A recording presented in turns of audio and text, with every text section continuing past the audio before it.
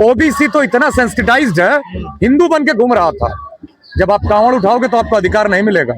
आपको अधिकार मिलेगा जब आप रैदास को पढ़ोगे, चमारते वो जाति से, कबीर को पढ़ोगे। रैदास ने कहा कि जाति जाति में जात है, जो केलन के बाद रैदास मानुष न जुड़ सके जब तक जाति न जात।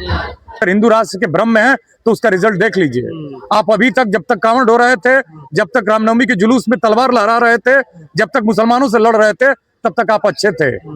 मुसलमान आपके दुश्मन नहीं है, मुसलमान आपकी सीटें एनएफएस नहीं करते हैं। मुसलमान आपको यूजीसी द्वारा गठित कमेटी में होने से, आपके बच्चों का नाम होने से, या उनकी जो रेमेडी मिल रही है, जो माने एक तरह से उनको जो सुरक्षा मिल रही है, उसका विरोध नहीं कर रहे हैं। मुसलमान इस देश के दुश्मन नहीं है, आप इस बात को समझिए। जब आपकी बात आएगी तो आप इस समाज में वही पंचम वर्ग के हैं, बाहर हैं, आप यहाँ एग्जिस्ट नहीं करते हैं। अभी प्रोफेसर आर मोहन गोपाल का, जो केरला के एक प्रोफेसर हैं, उनका एक वीडियो वायरल है 2 मिनट का, जिसमें वो कहते हैं कि ये जो इस देश में जो कोर्ट रिप्रेजेंट करती है वो पीपुल्स कोर्ट है, लेकिन वो कुछ लोगों की कोर्ट है, कुछ लोगों की कोर्ट है, ओलिगार्की के लोगों की कोर्ट है। ओलिगार्की का मतलब कुलीन तंत्र का। और जो भारत का कॉन्स्टिट्यूशन था, जिसे बाबा साहब ने दिया था, वो उस ओलिगार्की के खिलाफ पहला रिवोल्ट था, विद्रोह था। चित्रा त्रिपाठी तमाम जो ब्राह्मण पत्रकार हैं, उनको रात को नींद नहीं आई है, कह रहे हैं वो कैंपस में बच्चे पढ़ने जाते हैं, वहाँ कोई भेदभाव थोड़ा ही होता है। उनको तो सदियों से नींद नहीं आई है, उनको नींद आती भी नहीं है।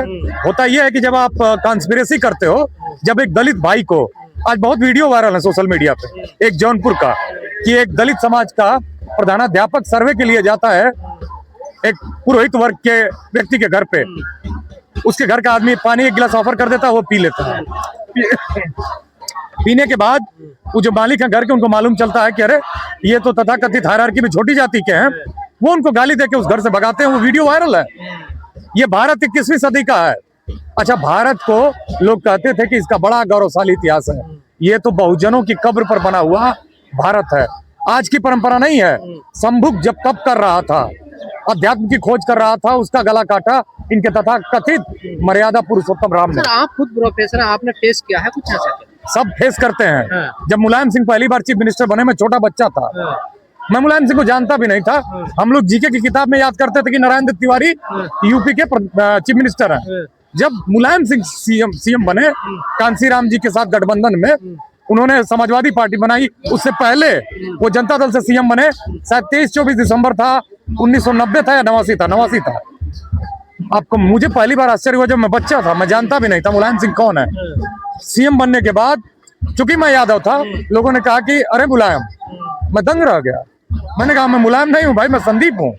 तो ये जाति का असर है कि ये छोटी जाति की जो हायरार्की में लोग हैं, उनको ये पचा नहीं सकते हैं। हर कोई यहाँ जाति का दंश झेलता है। जो हमारे आदिवासी समाज के लोग हैं वो ज्यादा झेलते हैं, दलित समाज के लोग उससे भी ज्यादा झेलते हैं, क्योंकि वो मेन लैंड में रहते हैं और उनसे छुआछूत का मसला है। आदिवासी तो फिर भी जंगल में रहते हैं, जो पिछड़े हैं उनका डिस्क्रिमिनेशन दूसरा है, लेकिन डिस्क्रिमिनेशन है।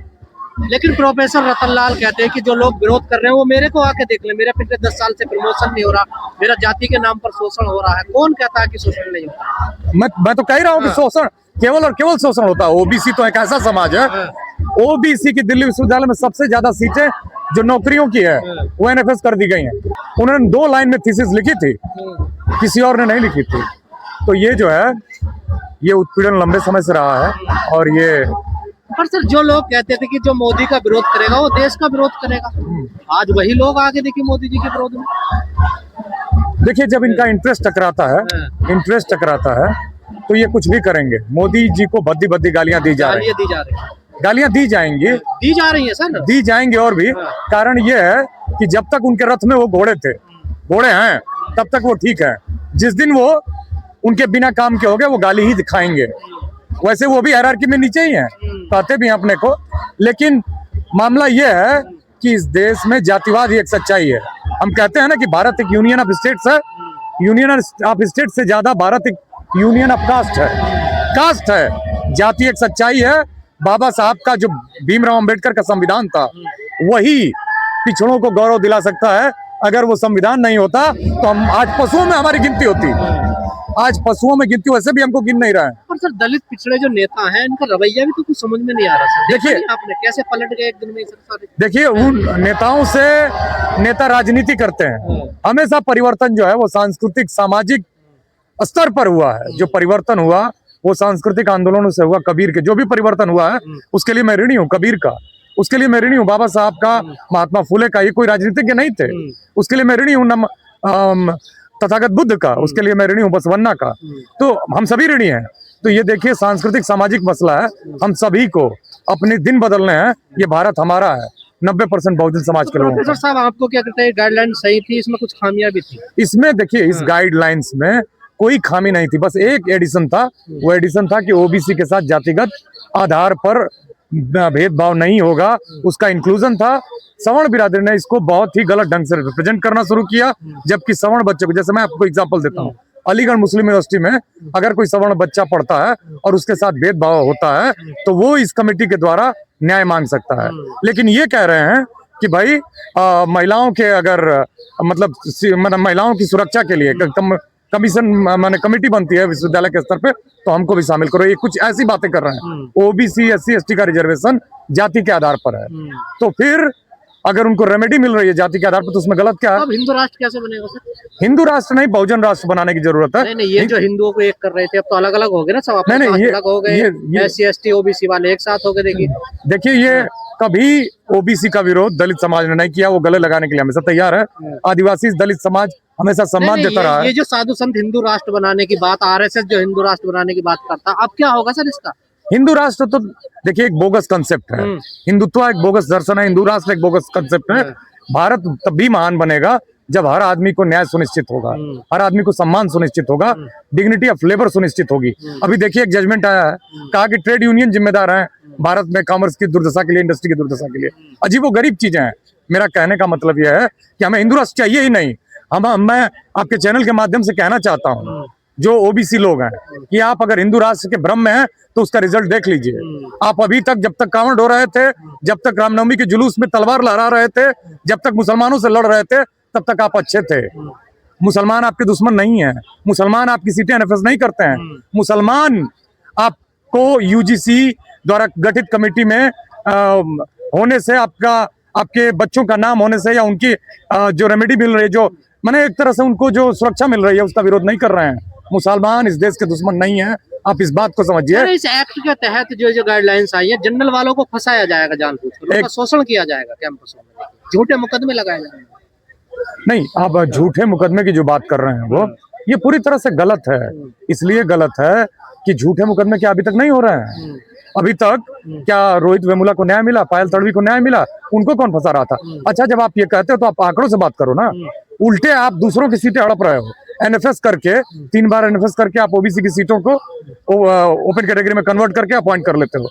आप करो डीयू में जो ओपन कैटेगरी है, जो सबकी कैटेगरी होती है, उसमें दलित भी अपॉइंट होना चाहिए। उन 50% सीटों में आप आंकड़ा निकालिए। और अभी तो ओबीसी का रिजर्वेशन 2009 में लगा है केंद्रीय विश्वविद्यालयों में, उससे पहले 1947 से लेकर 2009 तक आप देखिए कि जो 75% रिजर्वेशन था, एससी एसटी का 25% था, 15 7 22 ही था। जो 80% अपॉइंटमेंट हो रहे थे वो किसके हो रहे थे?